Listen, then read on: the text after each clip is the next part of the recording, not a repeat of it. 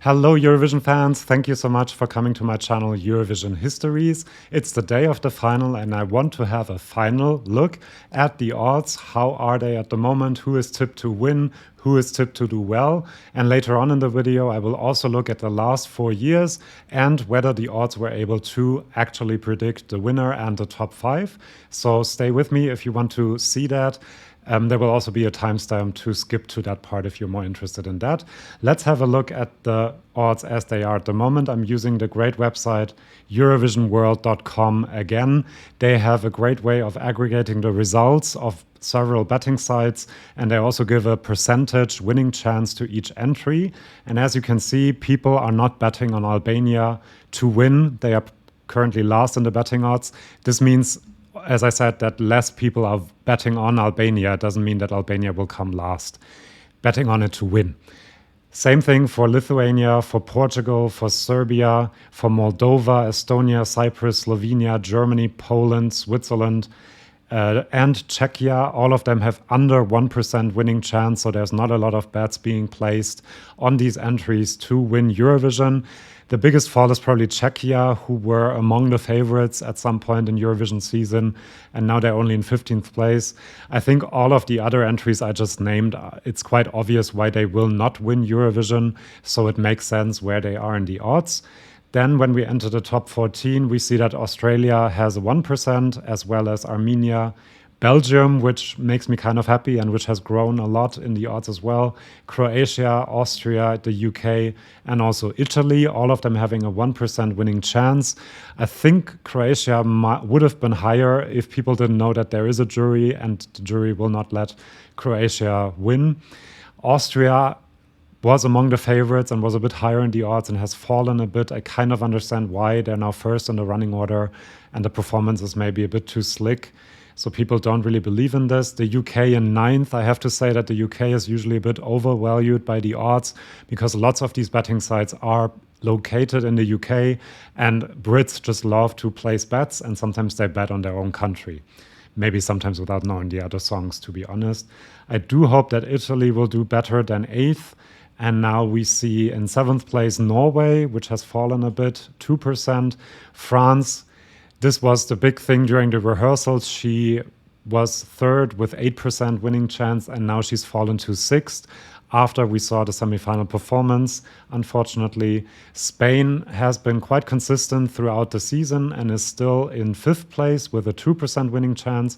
And you can see in the 4th place, the biggest grower over the last few days is Israel. People were impressed by her performance, obviously, and people are placing bets on her to win, but she only has a 4% winning chance. So we're already in the top 5 and people place a lot of bets on other entries than all the other ones that I have already talked about.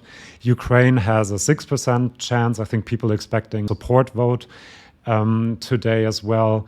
And then you can already see Finland at 22%. Kerje was falling a bit after the semifinal, but he's gone up again to 22%. Maybe people saw the many chart positions all around Europe.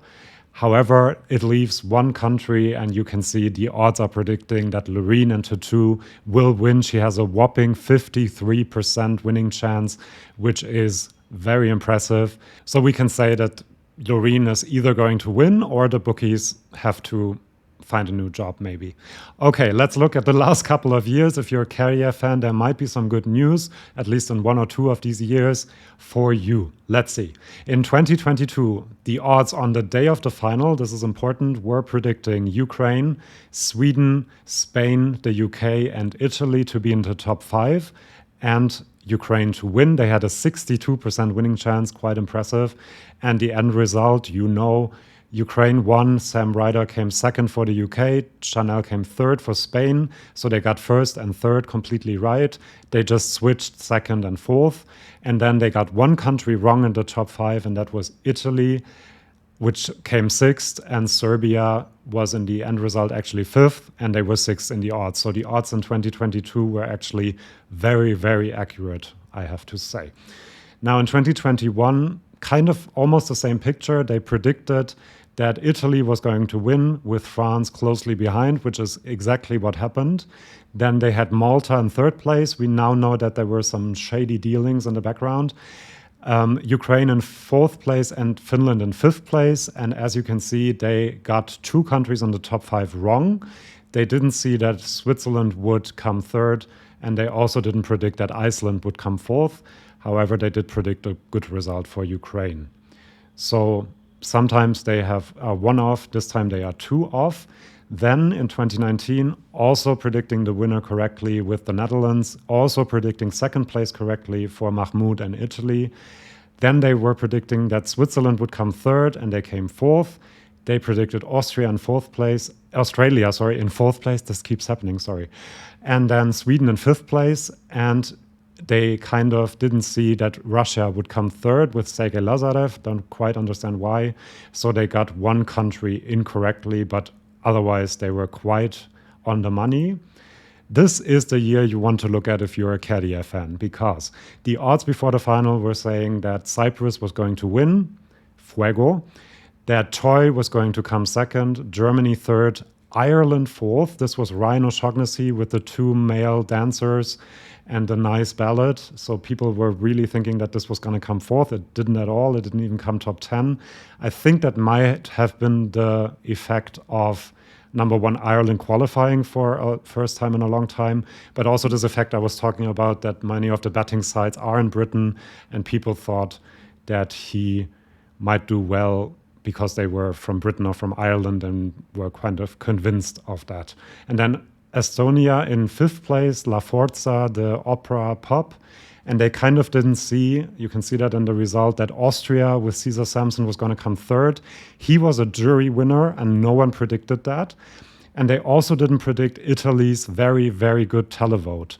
And here are 2 things that I could see happening this year as well, that the jury winner is something that people do not expect at all. Maybe Italy, maybe something left field like Estonia or Lithuania because of the great vocals, maybe even Belgium. I do can kind of see that now, and that the bookies might be wrong because of this. In general, we can say that in the last 4 contests, they have gotten the winner right 3 times. They have gotten the top 5 mostly right, sometimes 1 or 2 off, but not too much. So let's look back at how we are at the moment. We have Sweden, Finland, Ukraine, Israel and Spain in the top 5. So there might be 2, if the bookies are like the last couple of years, they could be completely off as well. If they are like the last couple of years, there might be 1 or 2 that don't actually end up in the top 5. I think Ukraine, Israel, and Spain are the most likely not to be in the top 5. Ukraine, because it's just unpredictable how many support votes they will get. Israel, because we don't really know how the performance will be received. And Spain is the most difficult to predict for me. I think this could do amazingly well, or it falls completely flat and people don't understand what is going on. So will be really interesting. I do kind of think that we can say that Sweden is probably going to win it because of the bookies, because they've never been this off, except maybe in 2018. So if you're a Carrier fan, believe in the bookies of 2018 and that they might have gotten it wrong. But this would be a big story if the bookies think that Sweden wins with a 30% more winning chance than Finland, and in the end Finland wins or something else. That is my 2 cents on the odds and on where we are at the moment. I'm so excited for the final to see what is going to happen. I will have videos on the results, of course, and how wrong I was about everything that I predicted and that I said about these songs. So please subscribe if you don't want to miss that, and I'll see you tomorrow to talk about the amazing final. Have a great evening. All the best, and I will see you soon. Bye-bye, if you want to, of course.